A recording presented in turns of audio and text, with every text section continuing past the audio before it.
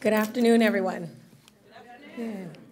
My name is Carolyn Laguerre-Brown, and I am GW's Vice Provost for Diversity, Equity, and Community Engagement here at GW.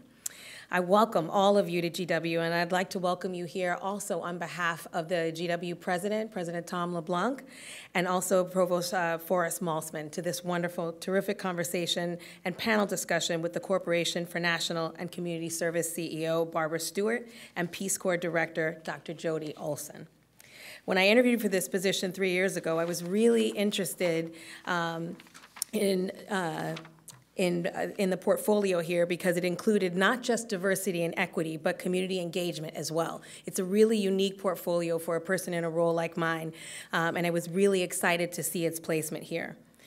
One essential way to build an inclusive and an equitable community, both here on campus and out in the world, is by engaging people to work together across difference through service, as our Honey Nashvin Center for Civic Engagement and Public Service is actively doing. We are grateful to the Corporation for National and Community Service for supporting our Jumpstart program, AmeriCorps program, where 75 GW students are serving part-time using their federal work study and the Siegel Education Award to help them pay for college while they work with 160 low-income children and their families and preschools here in DC. We benefit from the corporation's AmeriCorps Vista program as well. 15 Vistas can serve full-time in a partnership between GW and DC public schools to build stronger relationships between DC schools, colleges, nonprofits, and families to enhance school communities. And GW has a long and productive relationship with the Peace Corps as well. GW has sent our graduates to the Peace Corps since its inception. More than 1,100 GW alums have served in the Peace Corps, and last year we were once again named the highest-ranking producer of Peace Corps volunteers amid mid-sized schools. We look forward to continuing. That is something to be proud of. We look forward to continuing to work with Peace Corps and Corporation for National and Community Service and all of you to build civic and community engagement around the world. And now please welcome Eileen Conaboy, the Acting Director of AmeriCorps Vista, to the stage. Eileen will tell us more about herself in her remarks. Thank you.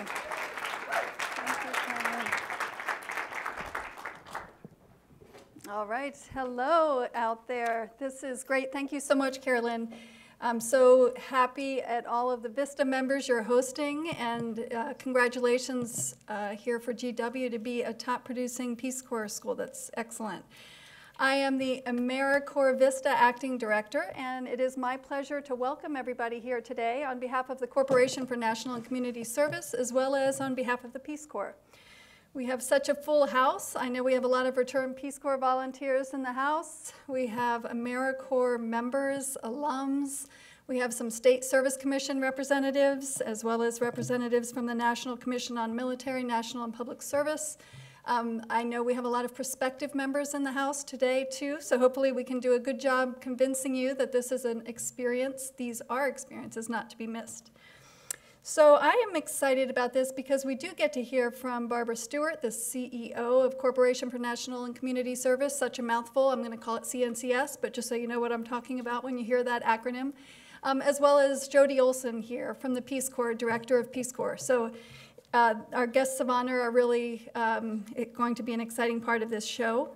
I'm also excited because I really was never the same after having these programs touch my own life. I first heard about Vista back in 1992. It was just a 5-second conversation, if you could even call it that, just more of a mention from a colleague of my mother's who said, you should look into Vista. So just a quick structural, more of a historical note. Vista Volunteers in Service to America was started back in 1964. It was founded as part of the War on Poverty, and that is what Vista members are doing, is fighting poverty here in the United States. So Vista and Peace Corps used to be underneath the same action agency. Some of you may have even worked in those days under action. But then Vista became part of AmeriCorps when it was founded in 1993. And so we're really excited to have now, in terms of our service umbrella, AmeriCorps State and National, and Senior Corps, AmeriCorps NCCC, and AmeriCorps Vista, all underneath this Corporation for National and Community Service umbrella. So very exciting. When I heard about Vista back in 1992, I was living just across the bridge in Arlington, Virginia.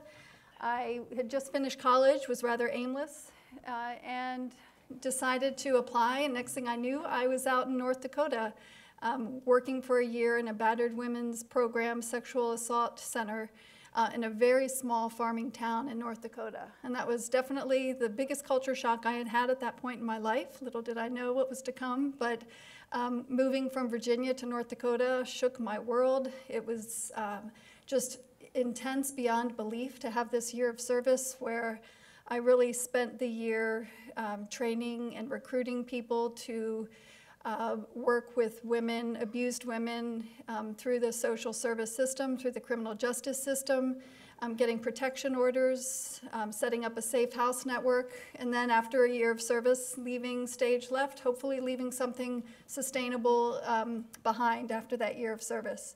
So it was while I was serving as a Vista member that I knew that I had never had such purpose and that feeling that I could actually make good things happen. That was addictive, and I decided to take an even further leap and apply to the Peace Corps. My recruiter was I still remember that conversation, was so confident that I would be just fine in Mali, West Africa, because of my year in North Dakota. But we all know that story. Everyone has that story. But I've got to find that guy, by the way. I've got a few words. I know. But it really was the spring pad for me to go from Vista into Peace Corps, where I worked on a malnutrition and maternal and child survival project. And so those two experiences really did form me. They gave me an incredible amount of perspective. I would say I hear a lot, certainly from the days when I used to recruit. But what was my biggest takeaway? By far and away, the skills, sure, the worldview, sure, but it really was just the boundless reserves of perspective that I gained, not just in Peace Corps in Mali, but also in Vista in North Dakota. Geography is the least important of it. Obviously, it's really serving and helping each other, and I think these two agencies that are here today to celebrate service are the best our country has. So we are going to switch gears in just a minute as I bring up our guests of honor, but before I do, you should have found two things on your chair, a program for this event, as well as a neon card. That card is what we'll be using to gather questions from you. There are going to be two opportunities for questions. The first is going to be for our CNCS CEO, Barbara Stewart, and Peace Corps Director, Jody Olson. And the second opportunity will be for our Alumni Panel, who we are so excited to have with us today, and that's going to be the second portion of this event. So you'll have two opportunities. If you have a question at any point, and you don't have to wait for the question round, in fact, please don't, because we probably won't get the cards up here in time. We have a wonderful team of AmeriCorps NCCC members here today. You can see them here all around the room, and very sporty polos, loving that brand. But they're really, these folks are doing such amazing work, dedicating 10 months of service to our country to serve here, and they're here with us today helping, so thank you for all you do. I also want to just say I didn't mention that we also are joined by folks via Facebook Live. Very excited about this, so thank you to you all as well.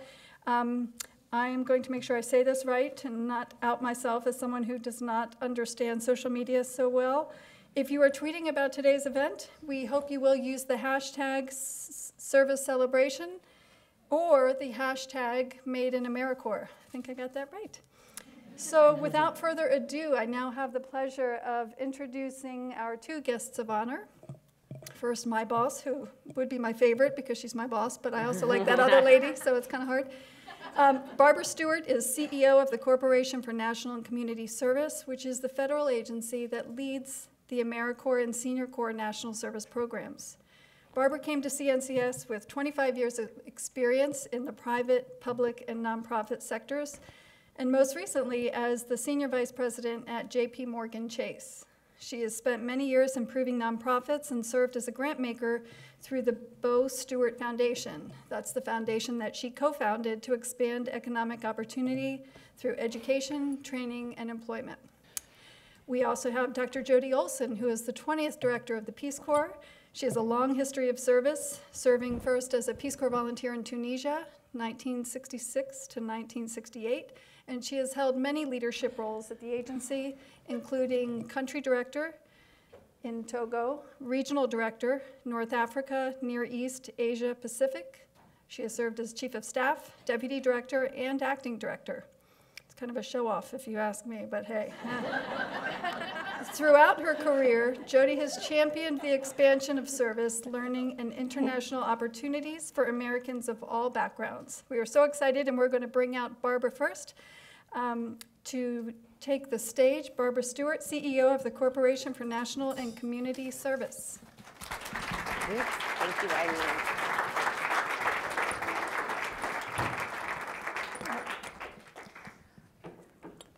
All right, I feel like a giant now. I'm standing on a box.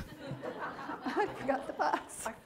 So we are so lucky at CNCS, and I'm confident that the Peace Corps feels the same way, to have so many talented members of our team, like Eileen, who have just an amazing background in service, and some in both streams of service, which is really fantastic. But Eileen, thank you for the warm introduction, and thank you for leading us here today. I am delighted to be here today to celebrate AmeriCorps and the Peace Corps, two national service programs that demonstrate the spirit and the heart of the American people. The 25th anniversary of the Corporation for National and Community Service and the 25th anniversary of AmeriCorps, which we often refer to as the Domestic Peace Corps, are major milestones that are worthy of a little bit of reflection. So allow me to take a moment to look back at our history and to look forward to our future. The union of the new AmeriCorps National Service Program in 1993 with the well-established Volunteers in Service to America, or Vista program, and legacy senior corps programs, Foster Grandparents and Senior Companion, as well as RSVP, established a new initiative to combine the nation's domestic service programs under one roof. The goal was to provide more opportunities for individuals to get involved in their communities and to do what we, AmeriCorps, do best: engage citizens in addressing the challenges in our communities. Over the last quarter century, national service has produced extraordinary results, helping tens of millions of Americans succeed in school, find work, escape poverty, and achieve their potential in life, regardless of their zip code. During my time at CNCS, I've had the fun opportunity to join members and volunteers in a variety of different ways. I've swung a hammer at Habitat for Humanity. I actually donned a hairnet, which I wouldn't recommend if you're going to be photographed, but had a fantastic time actually serving food to homeless folks in Utah. It was really quite an experience. And I worked with a crew of NCCC members to extract foreign invasive species and got a little poison ivy along the way. So I've taken home a few souvenirs. But seeing the commitment and working side by side with our AmeriCorps members is so inspiring and really makes me blush with pride at the kind of amazing work that our AmeriCorps members are doing, changing communities. Our AmeriCorps members and Senior Corps volunteers also understand the personal, transformational impact of national service as it changes their lives in powerful ways and that helps them discover abilities that they may not have known that they had. It is the strength of our collective effort that makes national service so very vital as we work in 50,000 communities across this country. AmeriCorps members are witnesses who can speak to the power of one, amplified through the power of all. Service has another strength, another important strength. During a time when there's so much focus on our national differences, national service breaks down cultural barriers to unite people for the common good. It's an amazing way to bring together Americans from all different backgrounds, geographic, economic. Working together is a way to bridge relationships amongst one another, and it's extremely important at this time. Women and men of all ages serve together on common priorities, bridging gaps in backgrounds, generations, and geography. A wide range of age groups serve in our programs, including high school students and people with gray hair. If we add Senior Corps volunteers to this discussion, we foster volunteerism and service from teenagers to centenarians. And some of our programs also engage students they serve in service, extending our reach to some of our youngest Americans. The long story short, you're never too old or too young to serve your country. We celebrate the contributions members and volunteers bring to their service. Since its creation, AmeriCorps has produced a family of men and women well over 1 million strong, with shared experience that inspires millions of others to serve alongside of them or to follow in their footsteps. Service not only opens doors to new relationships and new experiences, it provides a spark that helps our members find careers and find employment. AmeriCorps members gain experience and develop important skills such as leadership, resilience, creativity, that make them more attractive job candidates for future employers and make them prized employees. In fact, 80% of AmeriCorps members say that their AmeriCorps experience was pivotal in their career path. The qualities that we see in our national service members are ones our country needs now and needs in the future, which inspired us to work with the Peace Corps to develop the Employers of National Service initiative. In a few years, this initiative has established nearly 600 employers representing 2.3 million jobs in the country, job openings in the private sector, the public sector, and the nonprofit sector. Employers that recognize that the qualities that are learned through a year of Peace Corps or AmeriCorps service are qualities that employers need, qualities that make them particularly attractive in the hiring process. AmeriCorps joins Peace Corps in demonstrating that service to your country can take many forms, from mentoring and teaching a child, to creating a community garden, to protecting our parks and public lands, or helping disaster survivors rebuild their lives. For decades, national service has cleared a trail that's helped inspire more to follow and demonstrate the generosity that lives within our hearts. We hope that many of you here today will get to know AmeriCorps alum and Peace Corps alums here in the audience and consider joining one of our programs. I'm sure that we can find ways to help you fulfill your desire to serve our country and your community. For those of you who have served, I want to commend you and thank you.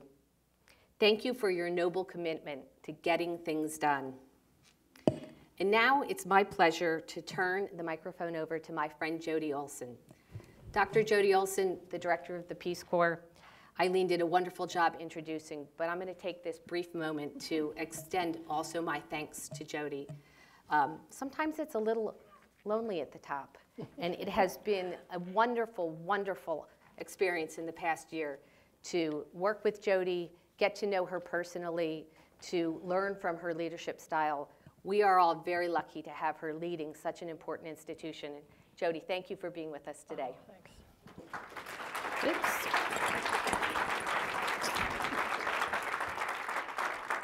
I don't think you need that. Thank you.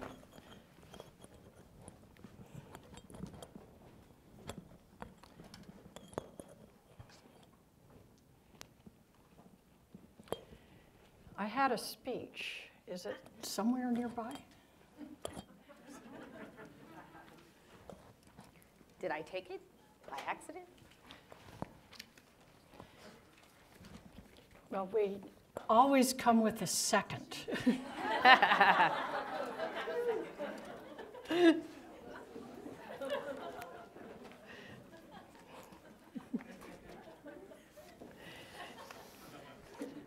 This is what Peace Corps volunteers learn. There's always a way through it. I want to thank Barbara in particular because the friendship has gone as long as both of us have held our positions, and we quickly discovered that we both have a long Baltimore tradition. And you have given me great advice, and also you have really taken the leadership to make sure that we bring our two agencies together. And I want to give you particular thanks for that.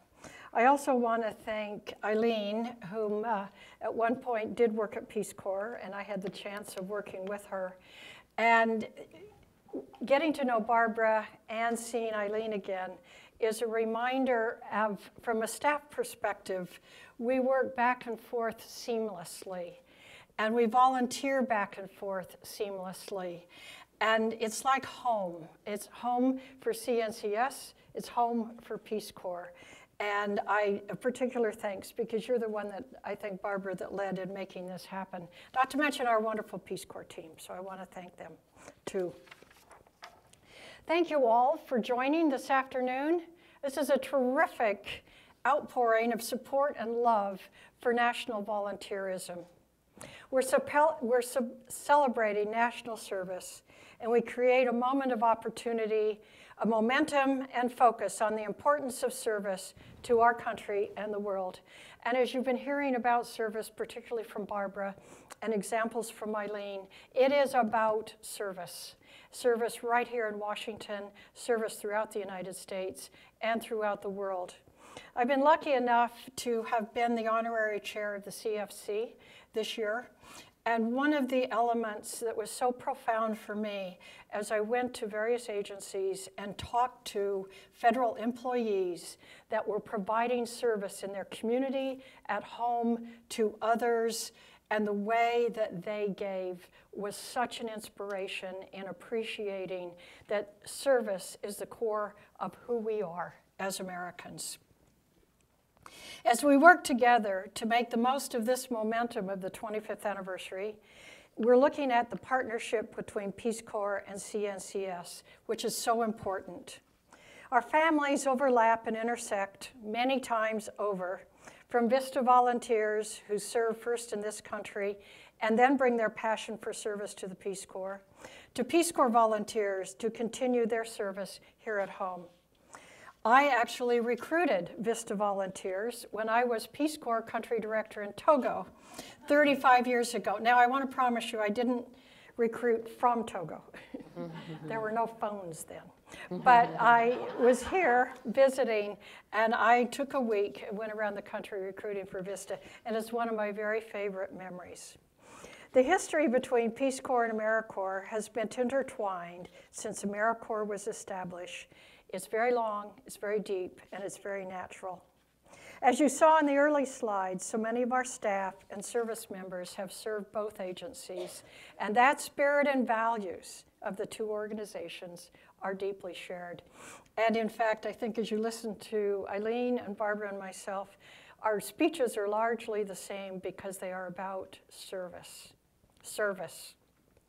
We may work in different communities, collaborating with different stakeholders, fulfilling services to country in very different ways, but we're proud to share the same commitment to serving vulnerable and disadvantaged, to building capacity among those that we serve, to helping communities achieve sustainable solutions that change lives long after the volunteers return home, remembering that whatever we do as volunteers, those lives are changed for years into the future. Later in the afternoon, we'll hear stories of two members of our National Service family who have served and are serving as members of both organizations. We'll hear the story of Peter Stewart, who is currently serving in Guinea, West Africa, and focused on agroforestry. He is an AmeriCorps alum who won the Congressional Award Gold Medal. The 2017 award recognized Peter's extraordinary commitment to service and personal development, including his time with AmeriCorps. And just as a sidebar, when you watch his video, you'll notice he did a year of AmeriCorps, then went to college, and then went in Peace Corps. And what I found incredible about now is that his whole video was done on a smartphone by a friend as he sat at his site in Guinea, West Africa. We'll also hear Monge's story. Monge is currently NCCC leader in High Point, North Carolina. She's a returned Peace Corps volunteer from Mali. Peter and Monge exemplified our shared commitment to service. And that is one of the resounding themes of national service today. There are so many different ways to serve, so many different opportunities to lend your heart, your passion, your energy to something greater than yourself. The Peace Corps works diligently to provide a myriad quality service opportunities to as many Americans as possible. Striving to have the mosaic of American people represented in the Peace Corps volunteer community around the world is one of our core goals. As I think almost everybody knows, Peace Corps was founded in 1961 by President Kennedy. And since its founding, more than 235,000 people have served in 141 countries. Today, we have 7,000 volunteers serving in over 60 countries. Since 1961, the world has changed. The development needs have changed, and Peace Corps works hard to guarantee that we continue to evolve and continue to be effective. We believe that Peace Corps service, and Eileen mentioned this, is a life-transforming experience for each person who chooses to serve. But equally, we see across the United States and the world that each of the 235,000 who have returned from service continues to contribute as professors, elected officials, doctors, counselors, and leaders across all fields who see the world slightly differently. They return global citizens.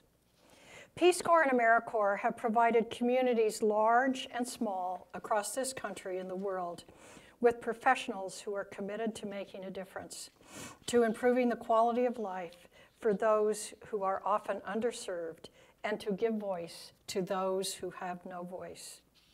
I've talked about Peace Corps service, but I want to note that when I was at the University of Maryland before I came to this position, I was so lucky to be working with, for 6 different years, with AmeriCorps volunteers who were affiliated with the University of Maryland at Baltimore. And they were working in communities throughout Baltimore City, particularly West Baltimore, strengthening community gardening. And the irony was that they were working under the support and mentorship of returned Peace Corps volunteer fellows who were at the university getting their master's degree in social work. So we watched this partnership between returned Peace Corps volunteers and AmeriCorps volunteers in communities throughout West Baltimore. We hope that AmeriCorps or Peace Corps is in the future of everyone in this audience and all who each of you it will inspire later. And as Barbara said, and I think a bit as Eileen said, it's never too late to serve and to serve again. We're young, we're old, we're everything in between, and we always are there to serve. And I want to do a little shout out for Senior Corps, because that is a way that everybody can serve again. And as I said to Deb a couple of days ago, actually my doctorate is in gerontology, and I'm a real fan of continuing to serve when we are older. Thank you for joining us. And I thank you and challenge you to continue in your service to others and those who are here to consider one of the many streams of service available to you. With us here today, we have recruiters from Peace Corps, Volunteer Recruitment and Selection, and who can answer questions and give additional information about our 27-month volunteer placements. We also have recruiters from our Peace Corps Response Program, 6 months to 12 months technical support that we offer. Volunteers can choose to do. And I encourage you to take a few minutes to learn more from them and let them help guide you for the service opportunity that suits you. I also want to thank our interns. We have interns from George Washington University who helped put this whole program together, so thank you to George Washington University. And most importantly, we are about national service. We can always serve, and we can serve any point in our life, any part in the U.S., any part in the world. Thank you.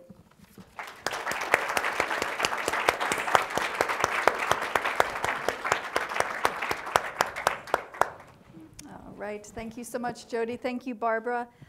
I'm going to jump right in with a question, since this is a celebration of service, but also very much a recruitment event.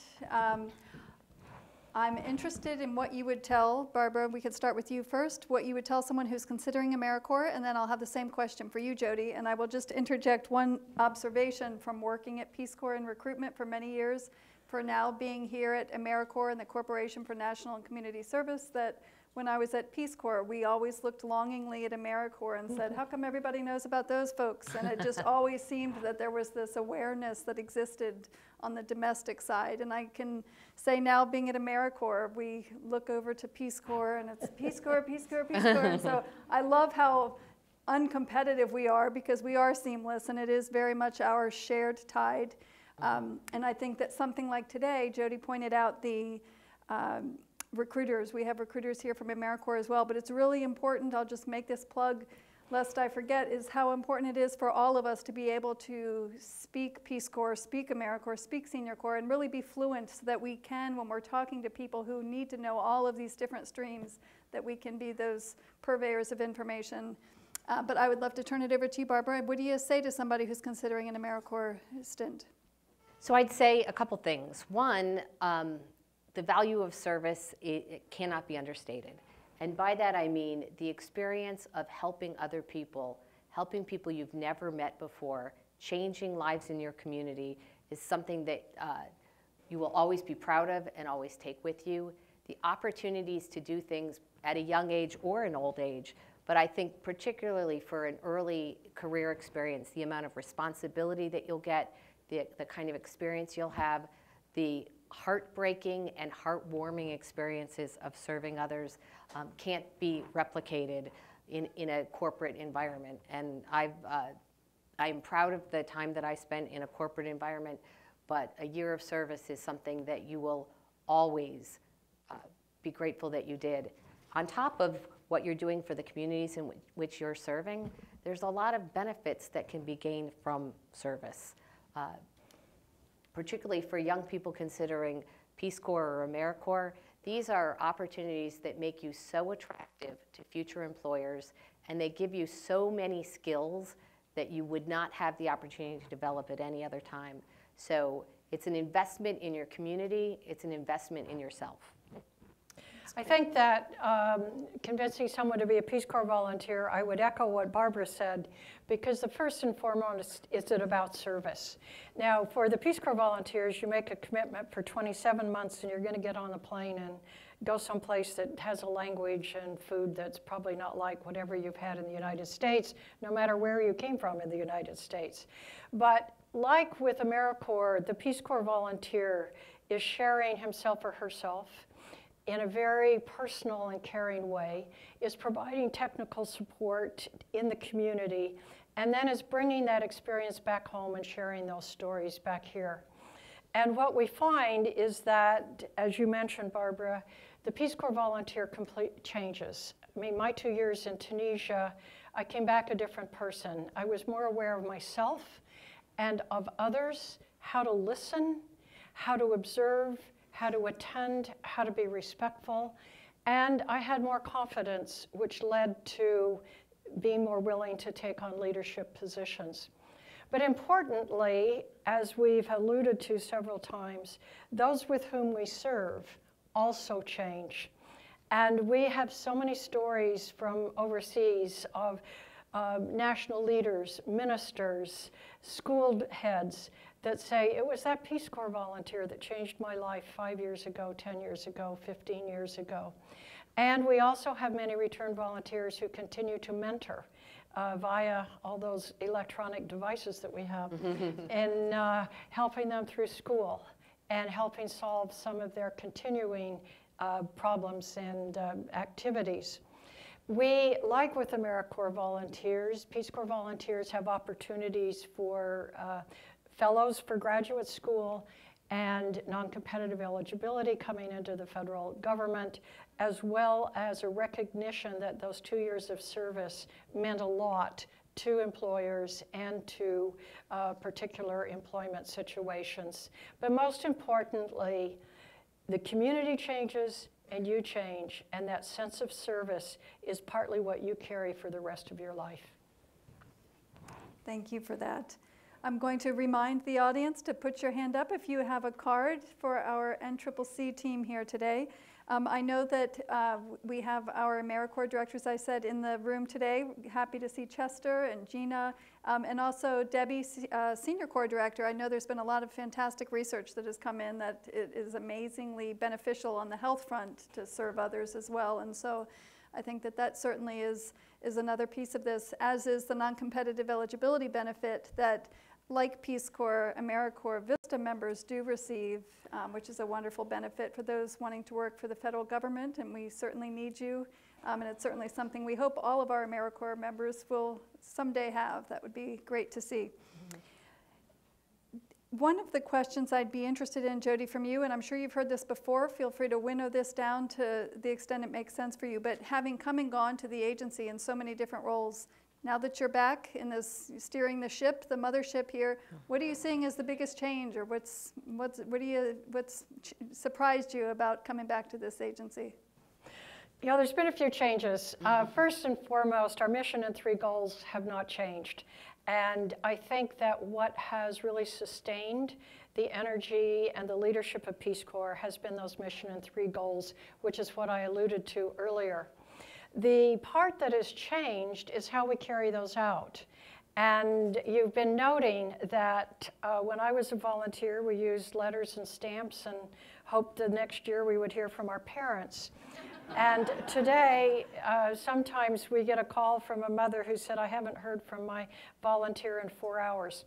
So we're appreciating that we frame this mission and 3 goals in a context of being present in our community, some of the technical skills that we share back and forth with community members. Women who are selling vegetables in the market are getting very good about how you use apps to share money across the village marketplace, and Peace Corps volunteers help in figuring those elements out. We also have changed in that communication home, as I alluded to, begins when you get on the plane to go to your country, and that we are more likely to bring our family members into that experience with us, which to me suggests that we have even a broader representation of Americans who can be part of Peace Corps, because we can extend that ongoing storytelling to a much wider group. I want to note one other element. I mean, there's been many changes, but one other that I will note is that we're quite deliberate about our projects, and so that now volunteers and counterparts together can design the project, can look at what the activity is and see what's happening during that activity, and then they can create data. Well, they don't create data, they record data of the activities that they're doing. And with that, we're able to share better back with our counterparts and with ministries, and importantly with other agencies here in the United States, so that a broader profile of people around the world can see what we're doing. And what I've been noticing is that, for particularly other agencies, like state, USAID, MCC, CDC, are saying, wow, we now know what you do, we know why you're there, and why it is so important for that on-the-ground activity. So I think we've come a long way, but for anyone who gets nervous when you hear me say that, our mission and core 3 goals are intact and strong. Thank you, Jody. I'm going to switch to some audience questions. One very recent observation that Barbara and I have seen, which I think gets to that changing of the technology and the kind of packaging, but keeping the core mission, is just how many Vista members and AmeriCorps members are working with robotics competitions and trying to bring in low-income students into that STEM world. That's probably not something that would have been envisioned a few decades ago, but very much hits that mark. So this audience question, this is one of the first events where Peace Corps and CNCS are working together to promote each other's programs. Do you foresee such collaboration in the future at other recruitment events? Well, I'll tackle that one first, but we'd be crazy not to, right? This makes so much sense. We have similar core values and core goals, and we would be foolish not to, for multiple reasons. One, Many people want to do both of our programs, but in some cases, someone might think that AmeriCorps is right for them, and when they learn more about Peace Corps, they recognize that that's actually a better opportunity, and vice versa. Someone may think they want to do Peace Corps, and they learn more about AmeriCorps, and it fits into their life situation a little bit better. So we would be foolish not to continue to do this, is my humble opinion. Well, we would be foolish if we didn't continue in this program and this joint recruiting effort. One, for all the reasons that you've said, Barbara, that a different type of service is important, and sometimes we think we want to do one and then the other looks like it's something that we can do. But again, a second time to talk about some of the Senior Corps programs is that we have a lot of returned Peace Corps volunteers who are looking to continue to give service back for the rest of their lives. And being able to then sign up and do some very extraordinary activities with Senior Corps is, to me, a real continuation of that Peace Corps spirit. In addition, just to note that we have about 6% of our Peace Corps volunteers are over the age of 50. So as we do joint recruiting, there are people who have maybe had some extraordinary experiences with AmeriCorps, and now that their kids are out of the house, they say, finally, we can do that 2-year experience. Yep. Thank you. Next question from the audience. How do both AmeriCorps and Peace Corps address diversity through recruitment and through service, including those with disabilities? I can begin. We, starting with people with disabilities, is that we look at through all of our programs around the world, and where in there are there opportunities for people with any particular disability. And it is a very active part of who we are. And we have had, over the years, programs for those who are deaf or hard of hearing, working with those who are deaf or hard of hearing, also similarly with the blind. We also, and I remember specifically of a couple of programs where volunteers who were in wheelchairs were working with young women and girls, and were able to demonstrate that kind of mobility that the young women didn't normally see in their country. And so for us, it's very important that those who have disabilities are very visible as part of our Peace Corps volunteer cohort, because in addition to their being able to serve, they also demonstrate a lot about what that opportunity is in the countries.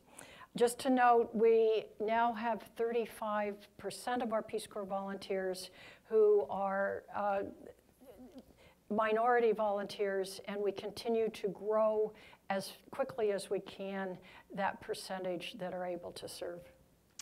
And we're also proud of the percentage of AmeriCorps and Senior Corps members who are people of color, people from a variety of communities.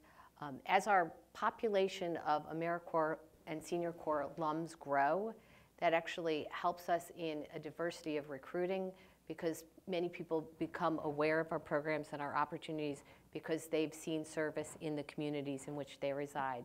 But it's an important aspect of our recruiting, and it's an important topic that we keep an eye on.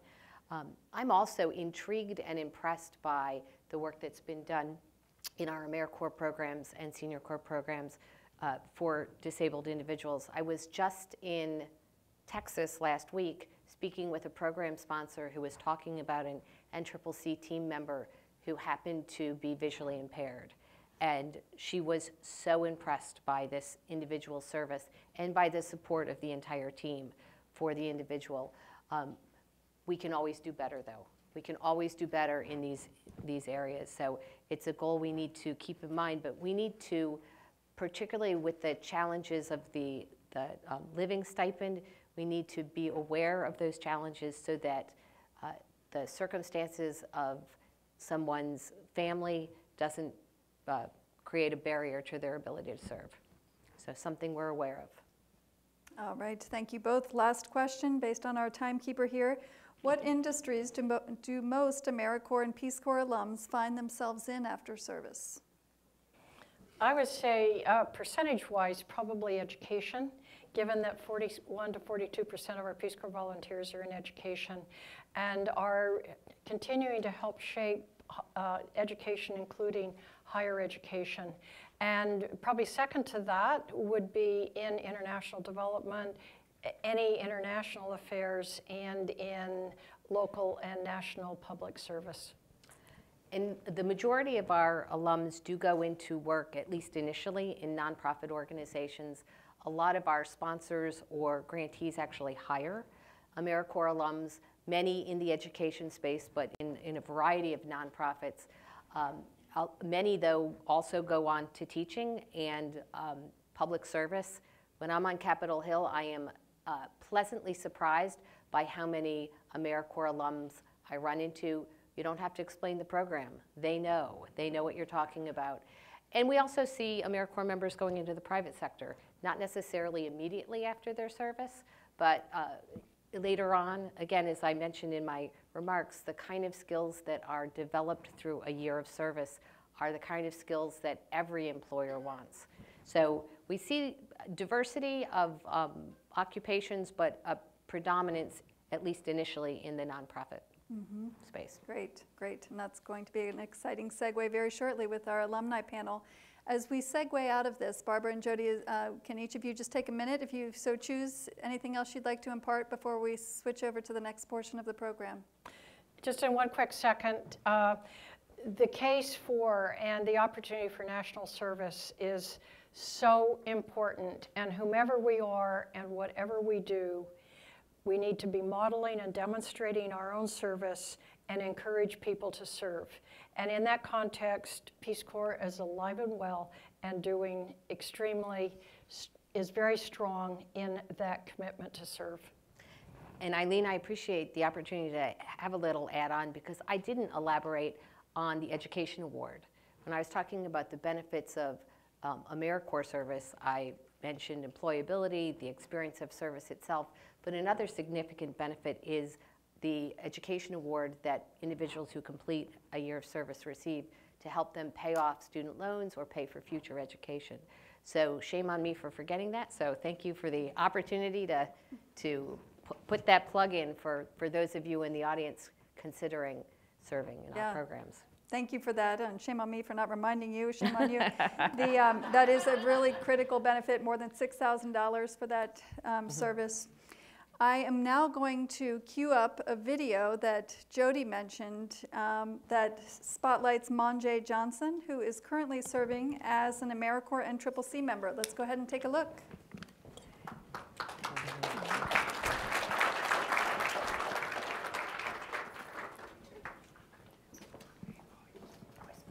Apply to the Peace Corps was one of the easiest decisions I've ever made. This is because my mom and several other members of my family were taught by Peace Corps volunteers during their secondary school years in Liberia. I wanted to continue that legacy and be on the other side of it, this time as a volunteer.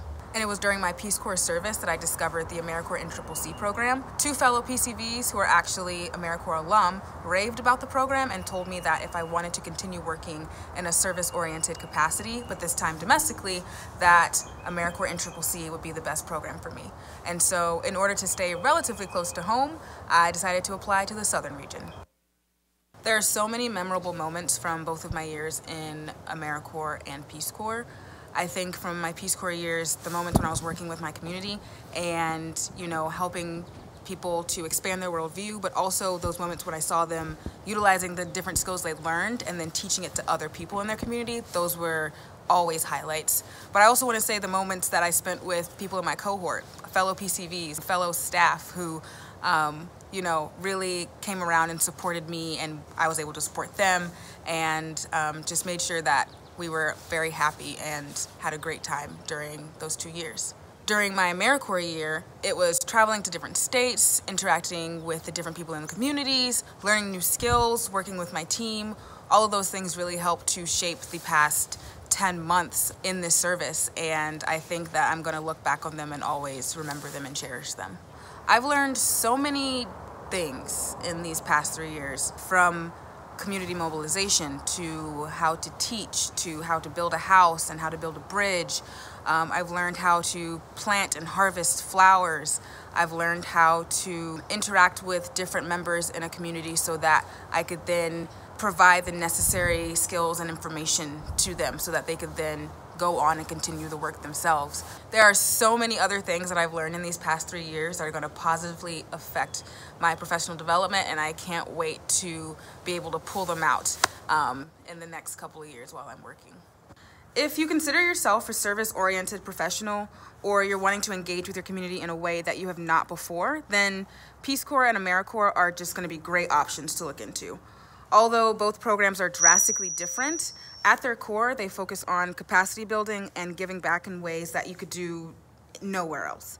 I am truly grateful for my years in both programs, and I'm proud to say that I am a returned Peace Corps volunteer and an AmeriCorps NCCC alum.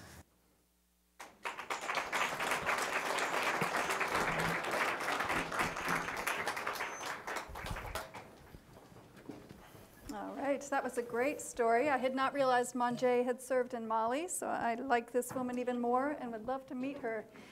And I love that Monge learned about AmeriCorps NCCC through her Peace Corps buddies, so that's an extra bonus. And I hope all of the NCCC folks here today watch that and are going to be at that Peace Corps table.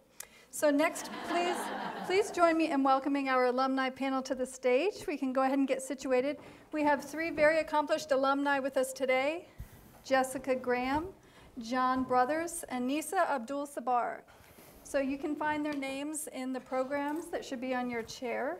And as they get situated here with their microphones and their water, I'll share just a very brief intro for each of them.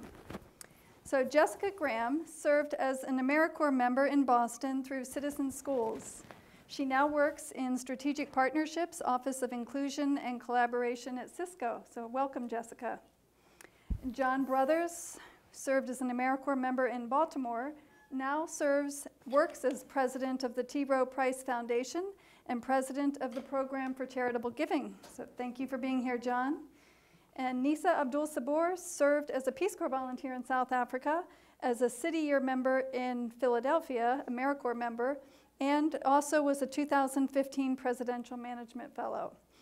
She now works as a management program analyst with FEMA in Washington, D.C. So welcome, all of you.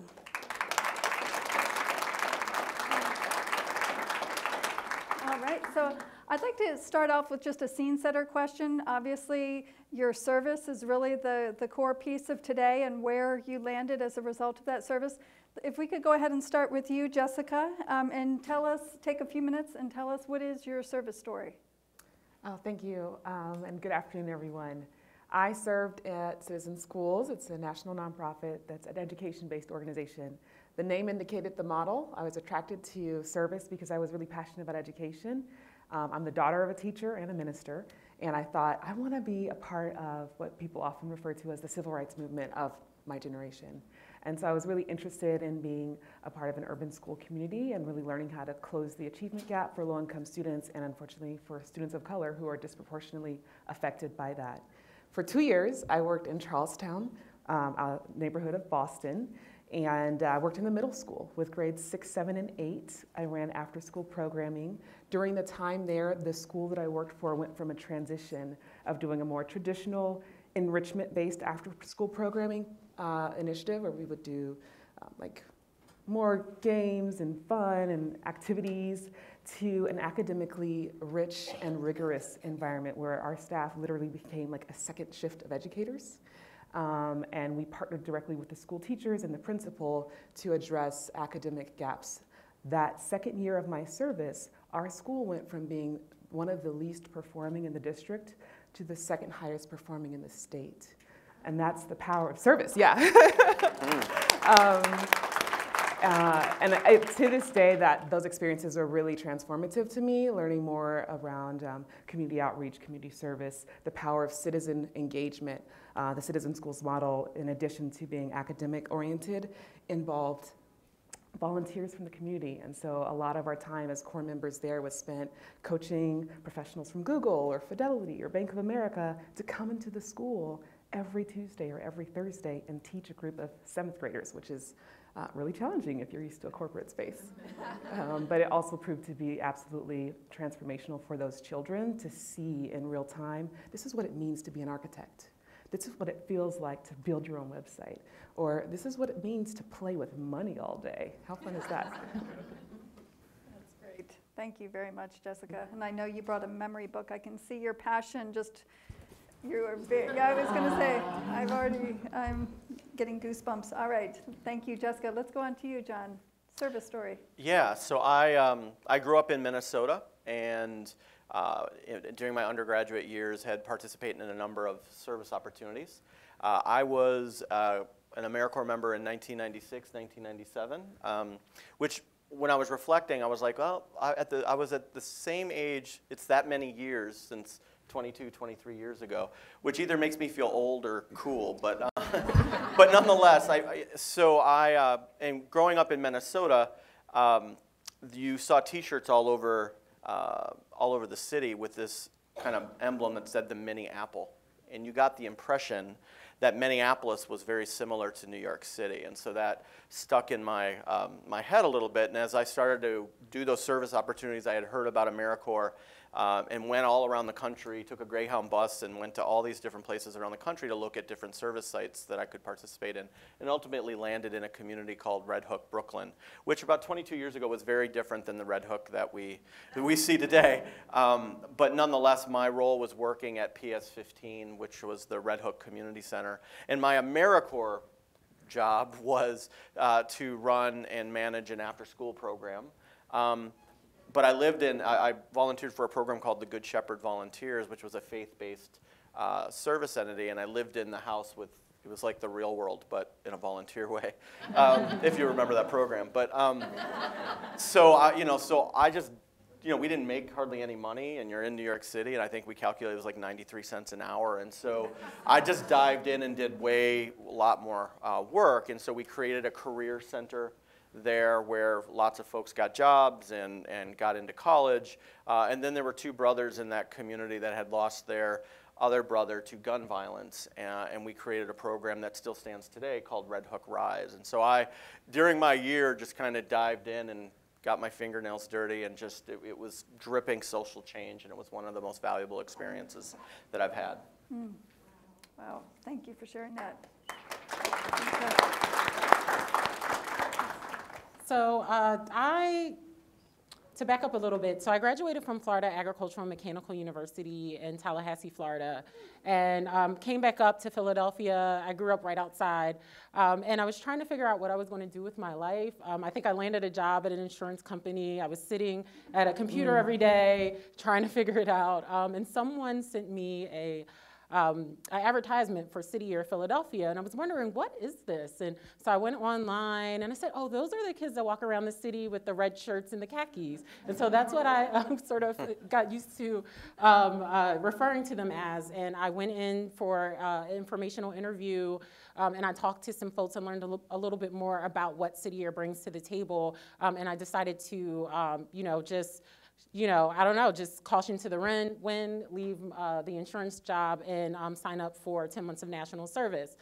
So with City Year, I served as a team leader and in high school, and we did a lot of support with mentoring and tutoring students in high school space. We also ran after-school programs. In addition to that, I think back in the day, I served from 2005 to 2006, we had a huge focus on beautification projects in inner cities. And so that, to me, was enlightened or lit up my passion for service. And we would set out as a team of 7 and work with the community to learn what it was that they wanted to, or what they were interested in the educational environment, and we set out to develop those types of projects. City Year has definitely been the gift that keeps on giving. It ultimately led to my service experience in the Peace Corps. So 2009 to 2011, I served in Peace Corps South Africa as a community health coordinator. With a nonprofit organization. I worked alongside nurses and social workers and together we developed a community outreach program for orphan and vulnerable children. It most certainly impacted my life in a way, so much so that my second year, I decided that I wanted to receive a master's in social work. And so I sought out University of Maryland, Baltimore, who has an excellent social work program, but aside from that, they also have a great partnership with Peace Corps. And so I signed up, became a Peace Corps fellow, and then in my second year of my graduate work, I found out about the Presidential Management Fellowship. I applied to that, and it's essentially a, it's a program that serves, their focus is to create future leaders in federal government. And so I sought out that program, applied for that position, started to take interviews once I made it to the finalist round and with different agencies, and decided to take an opportunity with FEMA and serve as their PMF for 2 years, and went through that process, which ultimately led me to serving permanently with FEMA in the role that I'm in now as a management program analyst with FEMA's Individual and Community Preparedness Division. That's wonderful.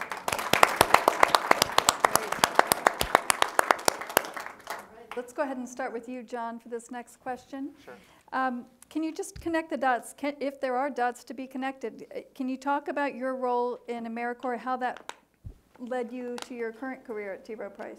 Yeah, I mean, for me at least, it wasn't like a exact line. At the end of my AmeriCorps effort, I started doing kind of the side hustle of helping organizations that needed assistance. And in the community that I grew up in, there were over 400 organizations all aiming to help me and my poor neighbors grow out of poverty. And every year my neighborhood got poorer and poorer. One of the things I noticed in that experience is that many of the organizations were just significantly weak and needed to be stronger in order to really make sure that our neighborhood could get to the place that we needed to. I also noticed that in the community that I served in Red Hook. And so that started for me kind of a switch into organizational development, and out of that, my consulting career was born.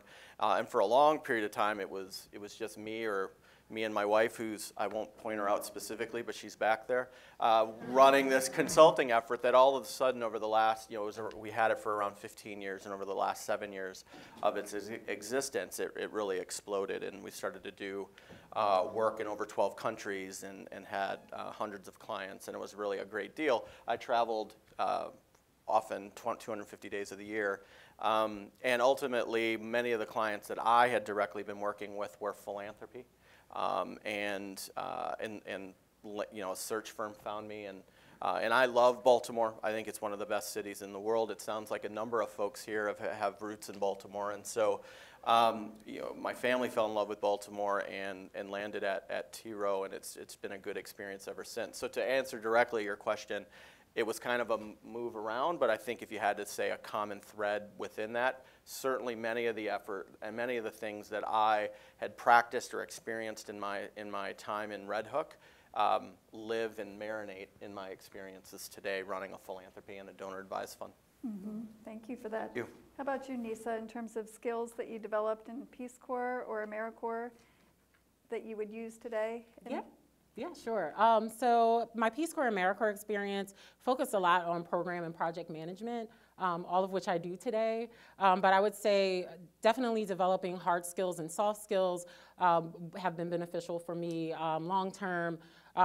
When I started off as an AmeriCorps volunteer, I often think about what place can you go, not many, where you can walk in the door and not have any set of specialized skills, but still be expected to and supported to lead and balance budgets and manage programs and projects. I mean, these are experiences of a lifetime. They've most certainly shaped my professional career, and so I would definitely say program management is one skill. Being flexible and ready to kind of change with the wind is another. I think working for FEMA and Individual and Community Preparedness Division, depending on what federal agency you work in, sometimes you have to change course, especially when there's a change of administration, and so that skill has definitely helped me as well. Mm-hmm. Thank you for that. How about you, Jessica, at Cisco? Oh man, I would agree with John and Lisa. I think everything I've used in my career today, I began exercising and building those skills during my service years. I tell people all the time, like, I'm an AmeriCorps alum, and there's a few people, like the foundation head, he's like, yeah, I know. Yeah, we know. But when I communicate that to other people, I think the relevance is that, you know, I'm able to, what do we call it? Get things done, right? Yeah. I had an opportunity to be thrown huge projects that I see now in hindsight, now working in the private sector. At 24, no one would have ever given me a project that big and said, you know, don't mess it up, or I think, right? And then you do it, and you're like, wow, I was competent, I was capable, I can do that. So I think in terms of socializing information, in terms of building a movement, in terms of getting people on board with your cause, building rapport, you know, you talk about having political savvy and navigating a 70,000 person organization, you gotta be a self-starter, and nobody starts themselves better than people who are from the service community. So if you're the kind of person who wants to kind of be unleashed on the world, service is the place for you. Oh, I hope that is going to be played around the country. That last 10 seconds is like the most brilliant PSA for both of our organizations. So if we could flip the lens, we're talking about how much we benefit as service members, national service, international service. Can you think of anybody other than yourselves, think of a person in particular who was impacted by your service, and share something about that person? So I have a friend so when I first started in the Peace Corps, she was excited for me, but I don't know if I'm going to come visit. And so I tried to get her to just come in for a couple of weeks. She's an educator, and so I thought, you know, maybe I'll set her up with some of the secondary and primary schools that we worked with in the community in South Africa. And so she came, and she had a wonderful experience, but she ended up going back home and talking to her mother, who volunteered with the school, and we were able to set up community cross-cultural exchange between the secondary school that she visited and a school in Michigan, which was really excited. It most certainly, I think, satisfies goal 2 and 3, which is really excellent. But yeah, just to be able to be, I think in City Year we talked a lot about the ripple effect, and to be, you know, the force multiplier, or be a part of a ripple that changed, you know, not only my friend's perspective, but her mother and then communities, is really exciting. Mm-hmm. Great, thank you.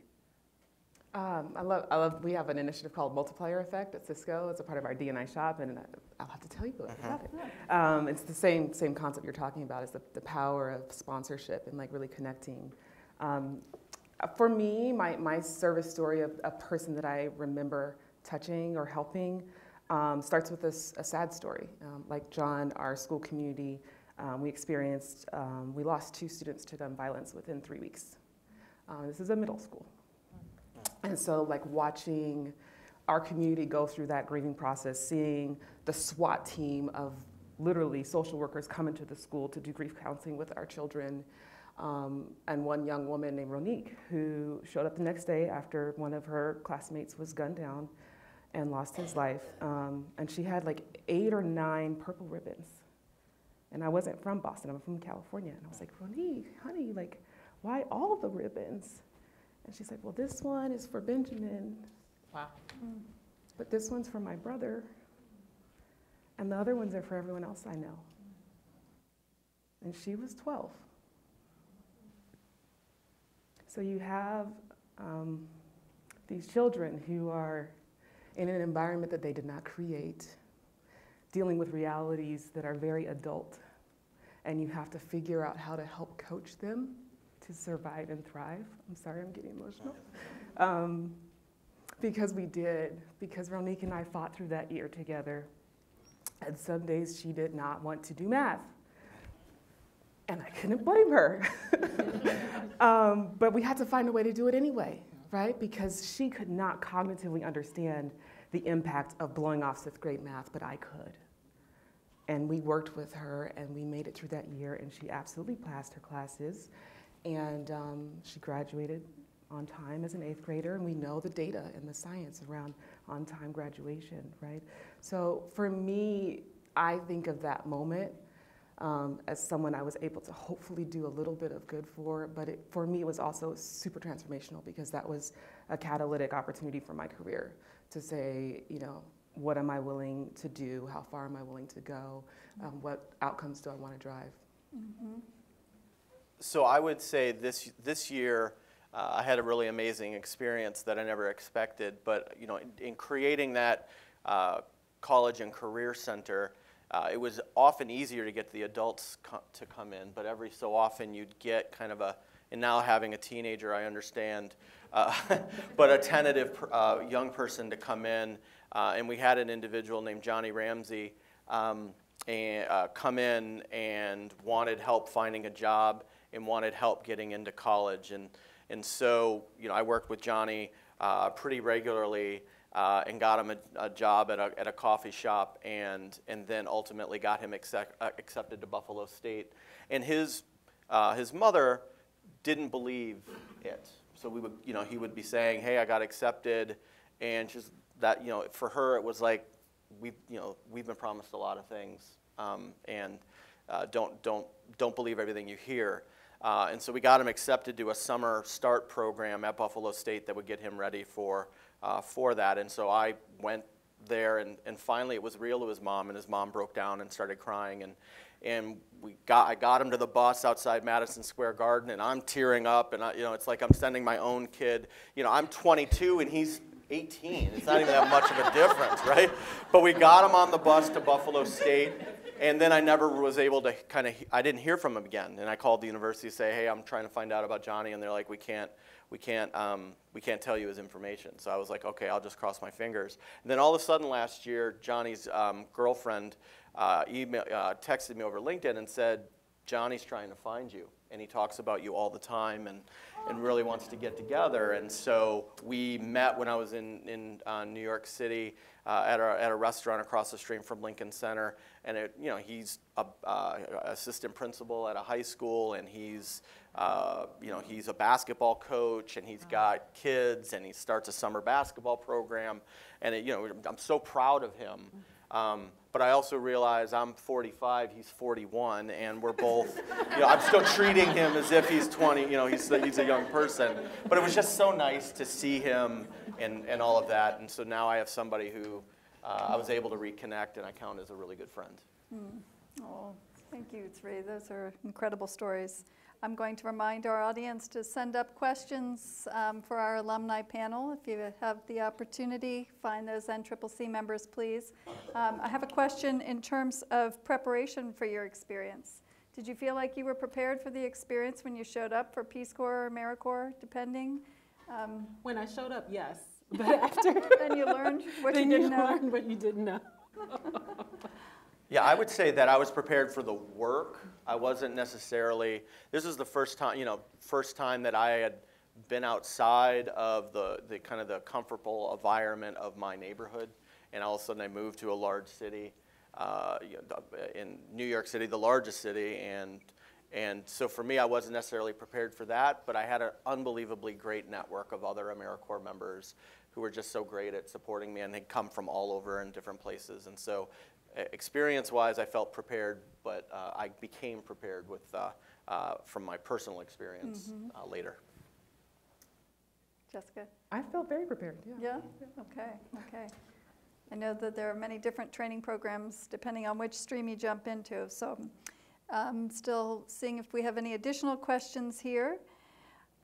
Let's see, this one is for you, Nisa. How did you prepare yourself mentally before your journey into the Peace Corps? I think I had a lot of help with my AmeriCorps experience. And for folks that aren't familiar with City Year, they have a number of sites across the country. It's over 23. They also have an international site in South Africa and UK as well. And so I served a year as a Peace Corps, as AmeriCorps volunteer, and then I joined staff as a program manager. And I had the opportunity to represent, so City Year has a corporate sponsor program where they essentially connect with corporate sponsors and identify opportunities for their staff to serve. And so they had a partnership with Pepsi, who has like a global service week, and I was able to go to South Africa and represent City Year. And I think at that moment, that's when I realized, just emerged in service and leading a team, I felt prepared to go into the Peace Corps. I think the very next week after I got back from that experience, I put in my application. And then I segue right from my program manager experience in City Air into the Peace Corps. That's great. Cards. We have about 5 minutes left for this panel. I'm going to ask, I mean, we could start with you, Jessica. What would you, and you just again gave us the most brilliant PSA. I can't wait to hit rewind on the film there. But in terms of for people who are considering AmeriCorps, what would you tell them? Don't delay. Yeah. She was going to say, don't do it. Don't delay. Yeah, no, I mean, seriously, it was literally one of the best couple years of my life, you know. Just the community, right? There's the service that you're doing. So that's the most important part, and that's probably why you're going to apply, because you're like, I want to be a part of change. But then there's the people you meet, because everyone else there feels the same way. So like, how cool is that you get to be around people every day who are so passionate about service and are mission-oriented? That is not always the case as you matriculate in your career, right? Not every, some people, I'll leave it at that. Thank you. I would say that I think, for me at least, my AmeriCorps experience was a really great place for me to have tried out the things that I have learned about, the things that I may have, I think service, many of the folks that I interacted with, they were servers. They were servant leaders, and that was part of their DNA.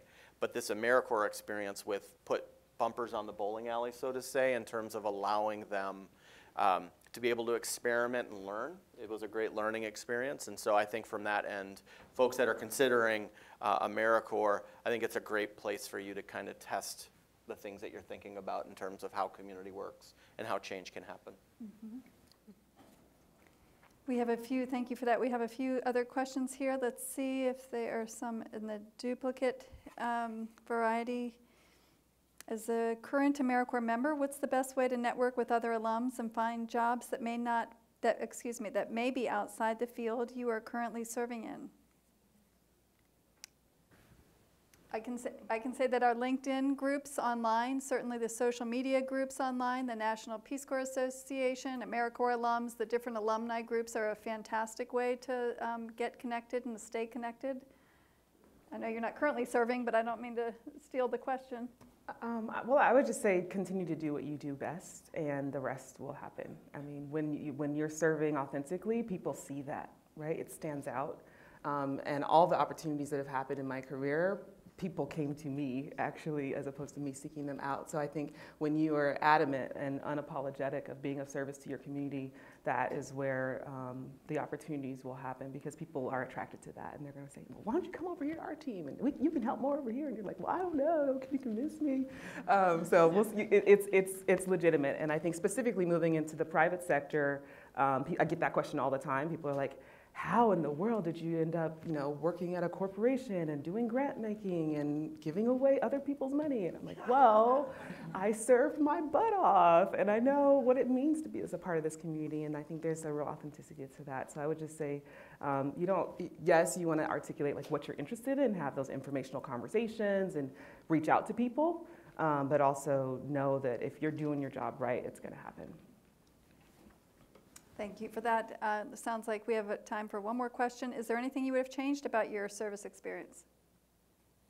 Putting on the hindsight glasses. No. Just jump in. Maybe get another AmeriCorps year in there. AmeriCorps year of service. Perfect. Wouldn't hurt. Yeah. That's right. Now's when you'll hear the recruitment spiels coming out. I really want to thank you three. You are such wonderful representatives of all that the Peace Corps and AmeriCorps attracts and creates and needs, what our country needs. So thank you all so much. And Jessica, your last point, I think about the people you meet, that is one of those benefits that doesn't usually make it into the catalogs, but is such a critical piece, is you just meet the most incredible people who are also drawn to service. So thank you three. Let's hear for our panel.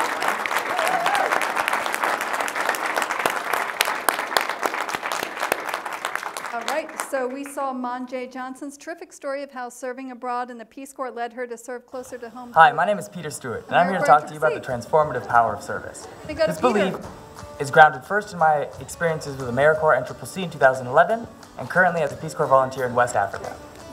So when I was in high school, like many high schoolers, I thought that my only option after graduation was to go into college. But luckily, I had an extremely caring high school guidance counselor who urged me to apply to AmeriCorps. And as soon as I got in, I found myself in a program that I could throw all of my endless energy into. Whether that meant keeping my team's spirits high on long, hot days on backcountry trails, and sometimes that energy meant annoying everybody in the 15-passenger van as we drove all the way across Kansas again. By the end of service, I had found that AmeriCorps had changed me for the better. AmeriCorps had given me a raison d'etre, to serve people in need. Okay, perfect. Oh, it's gonna be so good. Okay. It had also given me a new family of service-oriented individuals who consistently inspired me to ask, what is the impact on real people of this action, program, thought, idea, whatever? This mindset framed my entire undergraduate experience. Whatever we were discussing, I was always concerned with understanding the broader implications. And the mindset continues to serve me today as a Peace Corps volunteer in Guinea, West Africa. In fact, this mindset is exactly why I applied to the Peace Corps in the first place, because I wanted to understand, what does service mean in some of the most remote corners of the world, where modernization and globalization are just now arriving? So here I am in my village, eating rice, speaking Pular, and learning new things every day. I've learned that humility is paramount, that everyone can teach you something. I've also learned the phrase, ko ngoto. Ko ngoto means we are one. I've seen here firsthand the need for developing one global community that celebrates diversity, respects differences, and is always concerned with the well-being of the most marginalized populations. For me, this means that every one of us does everything we can to build that better world.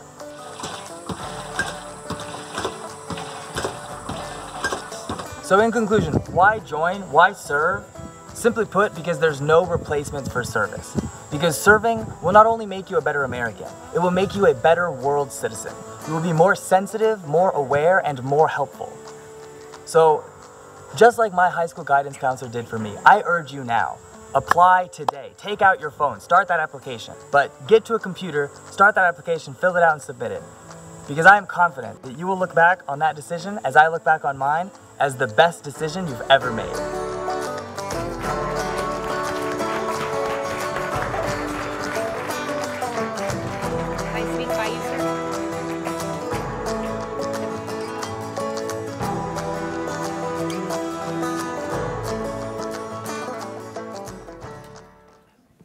We want to thank you all for being here this afternoon. I know that you could be doing a lot of other things, but this is the best thing that you could be doing as we celebrate service. And as we begin the process, well, as we close the process and get ready to move on, we want to take a few moments to first thank all the AmeriCorps and Peace Corps service members. So I want to begin by asking anyone who has had experience with Peace Corps, please stand.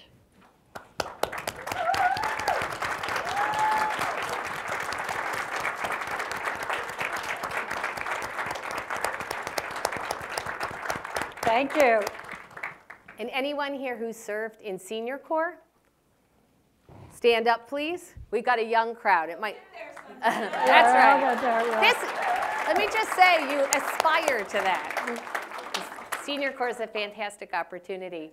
Anyone who served in our AmeriCorps programs, either the legacy programs or AmeriCorps State National. Wow.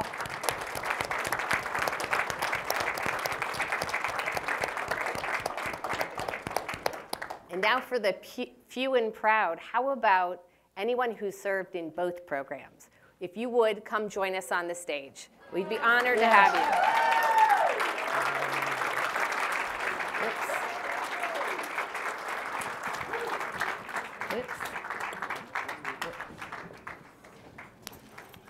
We're going to pin you. We'll let you pin yourself. Thank you. Thanks. Okay, So good to see you. Good for you. Oh, thank you. Eileen. Thank you. Sheila Raleigh. Yes. She came to Daily Junk. I think I missed.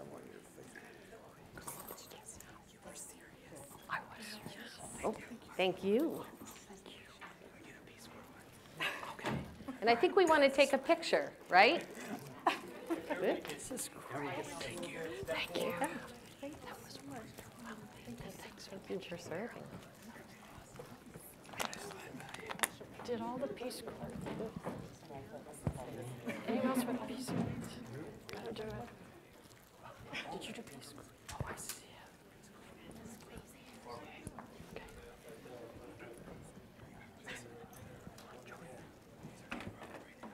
Okay. Neil, have you guys up here? Oh, that's just Neil. You're not gonna give me a Ready?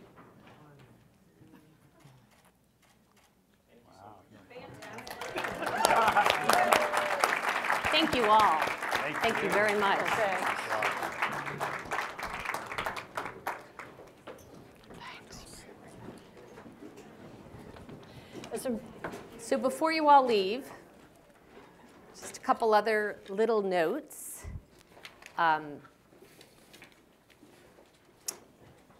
Let's have another round of applause for our alumni panel. I thought they were incredibly inspiring.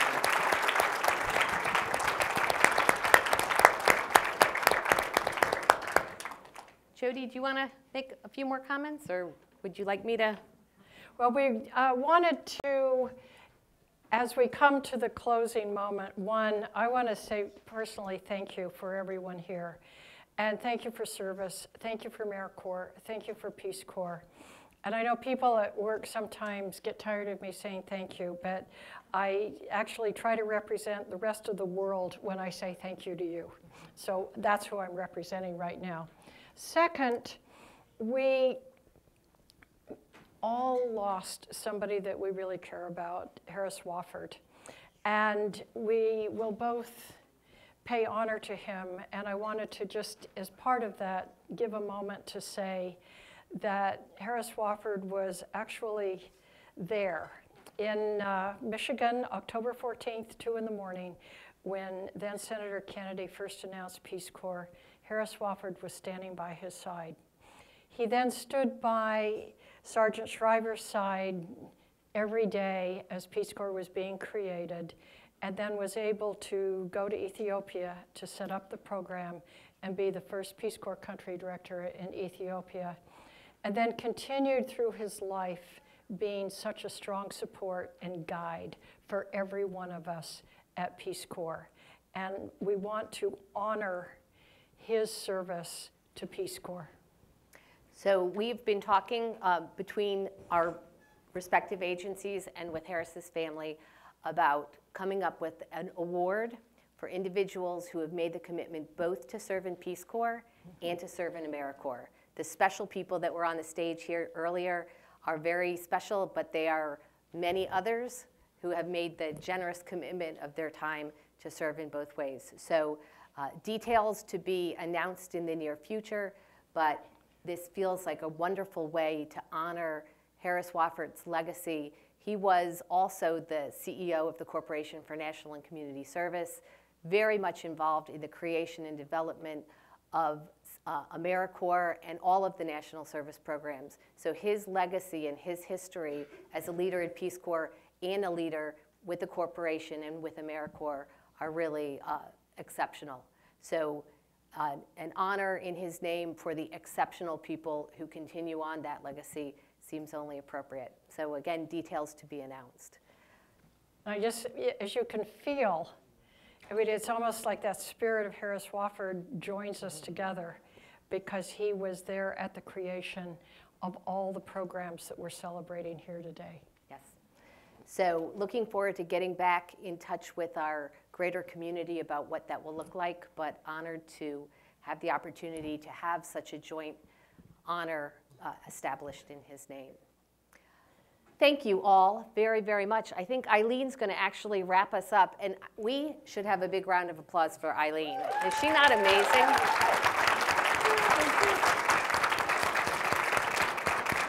And if I could have one little point of privilege, huge thank you also to the team at Peace Corps and the team at CNCS for putting this on. These events don't happen without a lot of work in the background, a lot of preparation, And so I'm very grateful to our team, Laura Regis, Rhonda Taylor, the many others at CNCS who were involved.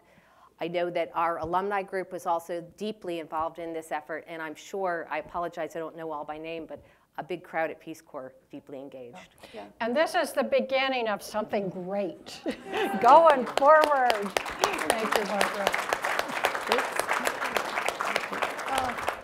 Thank you all so much. Thank you, Barbara, Jody. Thank you, panel. You were wonderful. Jessica, John, Nisa, that was really powerful. Everybody who showed up today, I think you just thanked everybody that needs thanking. Certainly Laura, Rhonda, all of the Peace Corps staff and the affinity groups. So grateful. Just want to circle back to the tables outside, even if you've already served. If you feel like you're already well schooled in talking about both programs, I really think there's a lot to learn out there, and there's a lot of cool stuff as well. So we hope you'll stop by the recruitment booth, look for the Ask Me About My Service stickers. You'll be able to meet each other and mingle and hear the firsthand experiences. And again, thank you so much to folks who are online, not here in the room. Just remember peacecorps.gov and AmeriCorps.gov websites, a lot of good opportunities there. So that concludes the program. Thank you so much.